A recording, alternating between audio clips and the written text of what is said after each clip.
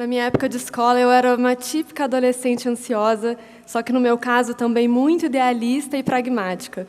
Então, eu me lembro que aos 17 anos eu já estava me sentindo atrasada para resolver o que eu queria fazer da vida, e eu ficava me perguntando qual será a forma mais rápida e mais legal de chegar no mundo inteiro e inspirar mudanças.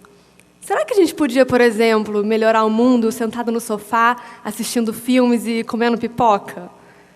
Eu pensava muito nisso porque eu aprendia muito quando eu via filmes. Então, eu insisti nessa ideia e fui estudar cinema e começar a buscar referências que me trouxessem uma conexão real entre filmes e mudanças. E aí foi quando eu assisti um TED de um produtor canadense de cinema que já estava colocando em prática um conceito parecido de cinema como transformação social. Ele é a minha maior inspiração até hoje. Eu me lembro que o Jeff Skoll dizia nessa apresentação que para a gente melhorar o mundo, além de acabar com esse abismo de oportunidades que existe hoje, a gente precisa também acabar com o abismo da esperança. E que contando boas histórias, a gente pode começar a inspirar e empoderar as pessoas, diminuindo esse abismo. Naquele momento eu comecei a perceber o quanto a esperança, de fato, é uma coisa importante para a gente mudar o mundo. Porque se a gente deixar de acreditar que uma pessoa pode transformar uma realidade, como é que a gente vai mudar alguma coisa? E isso fez muito sentido para mim, porque o começo da minha vida tinha sido definido por uma pessoa com esperança. É que a minha mãe, quando estava grávida de mim, ela teve rubéola e descobriu bem no início da gravidez. E aí, naquela época, ela tinha duas opções. Ou ela interrompia a gravidez, porque, segundo todos os médicos dela, a chance era de 95% do feto nascer comprometido, todo o sistema neurológico, inclusive com riscos de cegueira, surdez, até microcefalia. Ou ela seguia um outro caminho, guiada só pela intuição dela, buscando métodos alternativos, numa atitude de resiliência, mas também de uma esperança íntima em nós duas. E eu cresci muito inspirada por isso, com muita vontade de trabalhar com alguma coisa que pudesse diminuir esse abismo da esperança. Não para que todo mundo tivesse a mesma atitude da minha mãe necessariamente, mas para que todas as pessoas se sentissem capazes de fazer as suas próprias escolhas. Que elas tivessem toda a informação disponível para isso, mas que, principalmente, elas não perdessem essa inspiração, essa vontade de levantar da cadeira e achar soluções. E nada me parecia tão oportuno para isso como o momento em que a gente está assistindo filmes. Porque, hoje em dia, é um momento que você consegue parar, se inspirar, se emocionar e se informar de tudo que está acontecendo no mundo ao mesmo tempo. Então, insistindo nessa ideia, eu resolvi buscar mais experiência e fui para Los Angeles. Fiquei 4 anos lá, entre fazendo minha pós e também trabalhando nos estúdios. A minha ideia era absorver o máximo possível de experiência em como contar boas histórias, para depois voltar para o Brasil e fazer filmes que juntassem diversão e emoção com inspiração e informação. Hoje, no Brasil, junto com os meus sócios e muitos parceiros que a gente juntou ao longo dos anos, a gente montou uma produtora focada em fazer filmes e séries de interesse coletivo.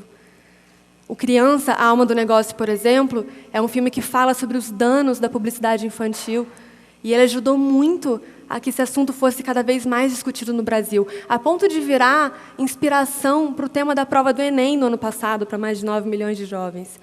E Muito Além do Peso também inspirou muitas políticas públicas no combate à obesidade infantil, como o projeto da Prefeitura de São Paulo, Muito Além do Prato, inspirado no filme. E é muito bom eu começar a perceber que realmente os filmes podem inspirar transformações reais. Mas essa escolha, esse caminho, não foi tão fácil assim. O Muito Além do Peso, por exemplo, foi um desastre de bilheteria nos cinemas. Mesmo supostamente falando de um assunto que interessaria 1 a cada 3 famílias brasileiras que já estão passando por isso dentro de casa. Reunindo as informações dos maiores especialistas no assunto e retratando famílias reais que qualquer um consegue se identificar. Mesmo assim, o filme foi visto por 2.000 pessoas nos cinemas. E ali eu conheci as barreiras da acessibilidade e do desinteresse. Então não bastava só fazer filmes que fossem relevantes, importantes, urgentes para a vida de todo mundo. Porque no Brasil, como em muitos países do mundo, os lugares que mais precisam da informação são onde elas menos chegam. Aqui, por exemplo, só 7% das cidades têm cinemas. E só 1% desses se encontram nas periferias. Então, como que as pessoas vão chegar nesses conteúdos? Além disso, eu fui visitar o interior do Mato Grosso. E lá, a dona do cinema local me mostrou uma coisa que eu ainda fiquei mais impressionada. Mesmo com os ingressos a R$1, ninguém ia ao cinema. Ninguém se interessava. Mas os bares ao redor da praça estavam sempre lotados. Então, tentando achar uma forma prática de lidar com todas essas adversidades, a gente resolveu experimentar uma outra saída. A gente pegou aquele filme que tinha sido mal na bilheteria dos cinemas e liberamos gratuitamente na internet, para ver o que ia acontecer. E aí, para nossa surpresa, a gente passou de 2.000 para 2 milhões de pessoas interessadas. E isso me provou que já tem, sim, muita gente interessada em se informar, em se inspirar através de filmes, mas que realmente a gente vai ter que ser cada vez mais criativo para enfrentar as barreiras da acessibilidade. E com essa motivação a gente seguiu em frente, sempre fazendo filmes atrelados à mobilização social para cada causa, lutando para empoderar as pessoas e diminuindo esse abismo da esperança. Nosso próximo filme, por exemplo, fala muito disso. O Começo da Vida, ele mostra como que a gente pode formar uma nova humanidade se a gente cuidar melhor dos primeiros anos de vida das nossas crianças. E para que ele, de fato, chegue mais longe, ele já vai nascer em maio como um movimento global, onde ONGs, especialistas, artistas e famílias do mundo inteiro se reúnem para divulgar uma mesma causa.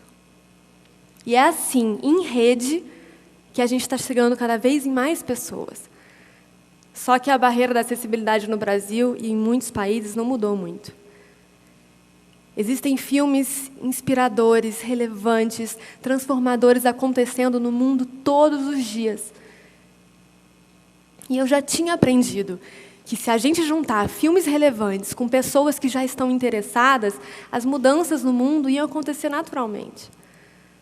Só que o que eu achava lá atrás, que era uma distância simples entre uma tela, um sofá e uma pipoca para mudar o mundo, estava ficando cada vez mais complexo, né?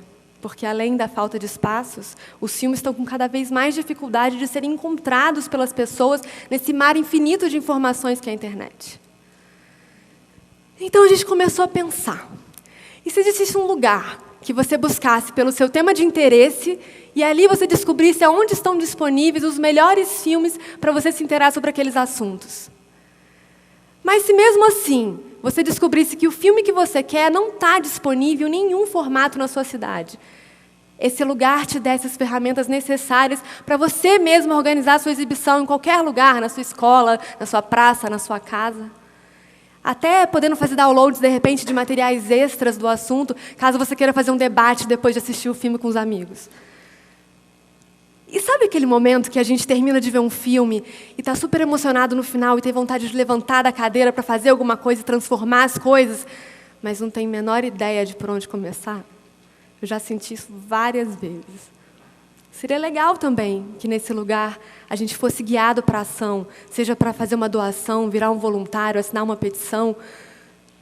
E foi com esse sonho, para reunir todas essas ideias, que a gente buscou uma forma de conectar filmes, pessoas e causas no mesmo lugar, num ponto de encontro online e gratuito, o Videocamp. E toda vez que eu penso em encontro, eu lembro de uma frase, que, aliás, eu aprendi num filme. Ela dizia assim: o diálogo só acontece quando as pessoas estão preparadas a serem transformadas pelo encontro. E é por isso que eu acredito que toda pessoa que se encontra de verdade com outras pessoas pode começar uma mudança.